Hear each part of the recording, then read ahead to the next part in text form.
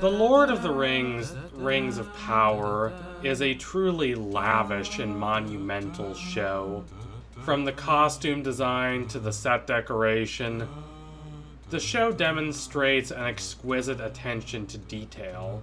And not just to ordinary details, but to a true expression of vivacity and energy and exuberance.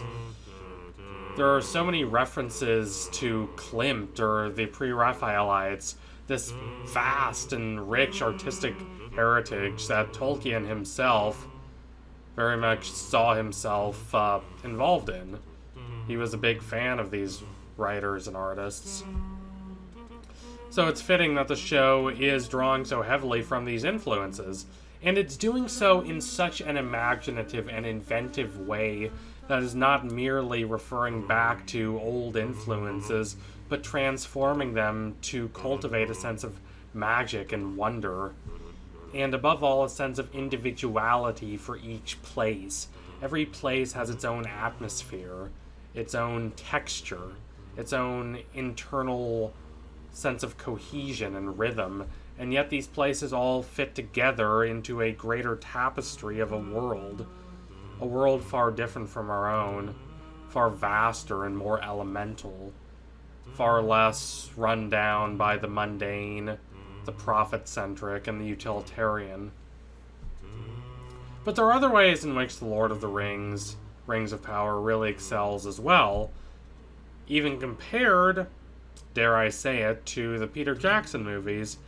And a big component of that is how the show portrays the elves believably and subtly as being far from perfect.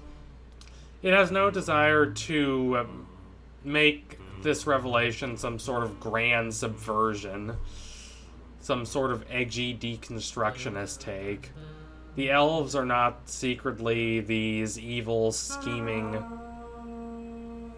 adherents to a rigidly hierarchical order that disdain any interference in their affairs. They are arrogant and they are proud, but they are mostly well-intentioned and noble-hearted people. However, the show astutely demonstrates how their lofty intentions can lead them down the wrong path when their worldviews become too narrow and too dogmatic and sectarian. Galadriel in the Lord of the Rings movies and in the original book really exemplifies the regal elegance, the ease, the crystalline purity of thought and mind that Ruskin, for instance, valorizes in Of Queen's Gardens, and that Tolkien, who was greatly inspired by Ruskin, found appealing as a sort of release and transcendence of the purely active life, the life of constant, unthinking motions and movements in a wild and amorphous world that never reach their fullest intentions because they're always blocked by the limited viewpoints of those who are acting. Those like Galadriel in Tolkien's original work, who can float above these caprices and vicissitudes, have a much clearer and thus more trustworthy vision of what is, and thus what needs to be done, what is the wise choice to make.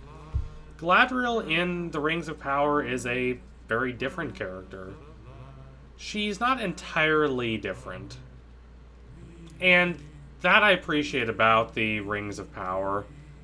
The actress who plays her, Clark, exemplifies the look and the ethereal composure of Galadriel. She's a bit sly and a bit mischievous. There's the sense that she has a greater perception than those around her, able to see through a lot of illusions and deceptions. But this Galadriel is less perfect. She's more flawed by her passions and her laments. She has a grounded awareness that a lot of the elves in this world lack, but she also is suffering a great sense of loss. Most directly, this loss comes from what happened to her brother, but there are other more subtle senses of loss too. There is a sense of the elves' lost influence in this world. They have been relegated to a footnote, a chapter in the past of Middle-earth, and they have continued to exist and thrive only in their own kingdom, apart from the lives of men and the other races of this world. And then there's the sense of loss and continuity and certainty, and a basic coherence about the present and a clarity of mind about the future. Her life has become much more fogged and much more uncertain. And Galadriel, not quite knowing how to react to this fundamental disturbance in her comprehension of the world, lashes out. She responds to that sense of loss through trying to take control, through trying to be decisive. She knows she's right about the Sauron situation, so she charges ahead, passionately and heedlessly,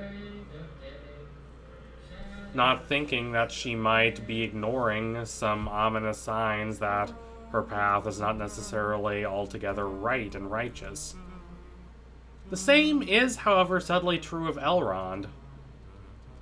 He is more of a diplomat than Galadriel and much less of a warrior, so his flaws and his lapses in judgment are not quite as obvious and overt, but they are nonetheless present. He idolizes his father as this almost godlike being, while having no real idea how to escape lingering in the shadow of his father.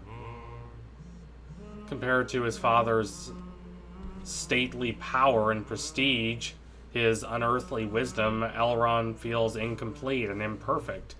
He yearns for an action that will allow him to, if not match his father's legacy, then at least cultivate a legacy of his own. A basic confidence in himself and in the minds and hearts of the other elves that he deserves to be respected, not just because he is the son of his father, but because he can make his own judgments, and because his values are sharp, incisive, and unclouded by petty caprices. However, this desperation to prove himself, to establish a clear sense of his own self-worth and his own identity, and thus to arrive at a state of catharsis and fulfillment, this leads to him not quite understanding that he can be wrong about his read of the circumstances around him, that the people who trust him might not be entirely trustworthy. Sure, he tries his best. His love for Durin is sincere. The two are close, hearty friends, and their bond is one of my favorite parts of the Rings of Power. It is always charming to watch.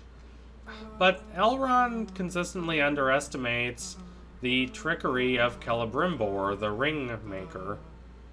Celebrimbor is this revered artist and artisan, this brilliant, vivacious, daring elven smith who has his own vision for saving the elves from decay and deterioration, and thus helping protect and preserve the realm.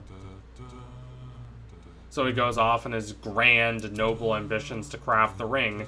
By doing this, he believes himself to be being selfless, but that he is unable to fully understand and appreciate how he is being deceived by dark forces he doesn't quite understand owes largely to his own vanity. He wants to establish himself as a figure of renown and prestige. He wants to enshrine himself in the legacy of the Elves. His passions and self-regard allow himself to be deceived. And then he passes on this deception, in a way, to Elrond. Celebrimbor surely does not believe he is being intentionally deceptive in his quest for the mithril, even if his ambitions do involve the arguable betrayal of the dwarves. He is simply so committed to his gleaming ideals that he fails to notice the consequences those ideals have on the lives of those around him. And Elrond, burning with a passionate and similar desire for acceptance, for a real sense of renown and confidence in who he is and his general ambitions as a political leader and as the son of a august, towering father, Elrond doesn't see the problems with Celebrimbor's schemes. He objects to a certain extent, but he is prideful enough and self-confident enough that he allows himself to be drawn into Celebrimbor's ambitions. Elrond is desperate to search for an external source of validation. He is hungry for acceptance. He is hungry for renown. Not in a necessarily egotistical and solipsistic way. He is genuinely selfless. But in a way that is dedicated enough to his own success and his own self-advancement and fulfilling his own desires and clearing away his own doubts that he does not see the situation as a whole. He does not see the negative consequences his actions can have. So thank you all for watching. If you liked what you saw today, don't forget to like, comment, and subscribe. Donate to my Patreon if you can and you want to see more videos like this. Keep watching The Lord of the Rings, The Rings of Power. The show has really picked up in its last couple episodes. It's hitting its stride.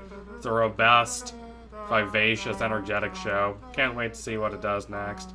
Anyway, tune in soon for my next analysis. It will be coming soon. Promise you that. Thank you all again. Adios, comrades.